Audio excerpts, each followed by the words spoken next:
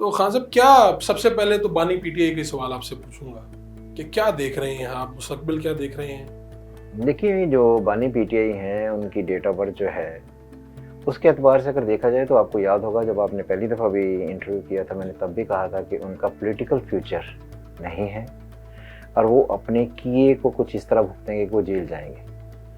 अगर आपको ये बात किसी को ये कोई शक लगेगी या इस बात में कोई शक है तो ये अगर मेरी किताब एस्ट्रोलॉजी पढ़ते हैं उसमें पेज 151 सेकंड पैराग्राफ में हमने ये सारी डिटेल्स दी हुई हैं और 10 साल पहले किताब छपी हुई है। तो इसलिए ये है कि उनका पॉलिटिकल करियर जो है वो ख़त्म है। वो अगर हम समझें कि वो 10 साल के लिए दोबारा से प्राइम मिनिस्टर आ जाएंगे और पाकिस्तान की भागदौड़ संभालेंगे, ऐसा कोई सिनेरियो बिल्कुल नहीं होगा। ठीक।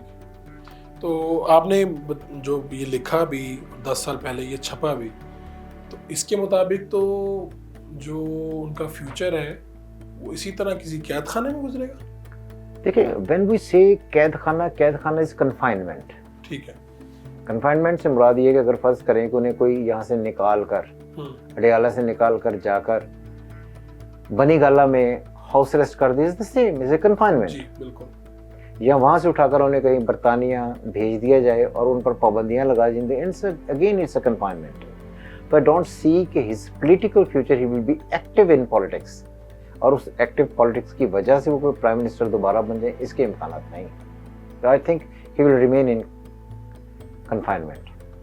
ठीक है। और बाकी जो हमारे नवाज शरीफ साहब के हवाले से, उनका तो मैंने बहुत साल पहले जब आई थिंक 2018 था तब मैंने कहा था उनका पॉलिटिकल जो करियर है वो, उनका भी पॉलिटिकल करियर इज ओवर।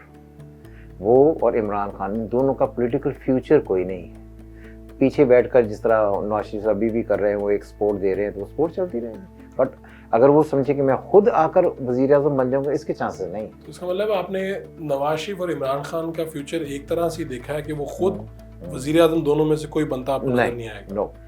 ठीक है। तो इस वक्त के वज़ीर आज़म का शहबाज शरीफ साहब कहाँ देखते हैं? हाँ, लोग हर रोज़ मैं देखता हूँ, हर रोज़ वीडियो बना रहे हैं। अब गवर्नमेंट जा रही है, कल जा रही है, 2 महीनों के बाद जा रही है, 1 महीने के बाद जा रही है। मैंने इस पर एक वीडियो बनाई कि अभी गवर्नमेंट के जाने का कोई सीन नहीं है।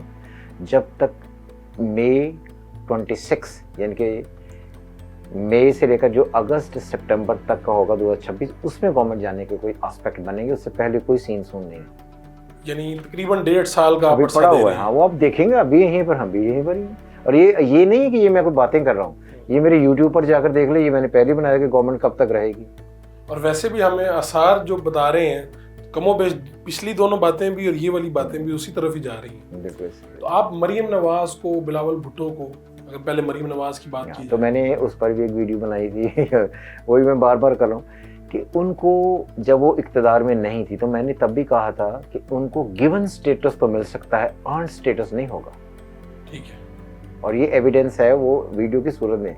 और अब आपको याद होगा जब जिस दिन नवाज शरीफ साहब पाकिस्तान आए, उन्होंने आकर यहाँ पर अपने केसेस ख़त्म करवाए और उन्होंने कंपेन भी अपनी शुरू की। और जिस दिन वो पीएस में नून लीग जीती भी और नेक्स्ट डे तक हर आदमी ये समझ रहा था कि ये वज़ीर आज़म बनेंगे।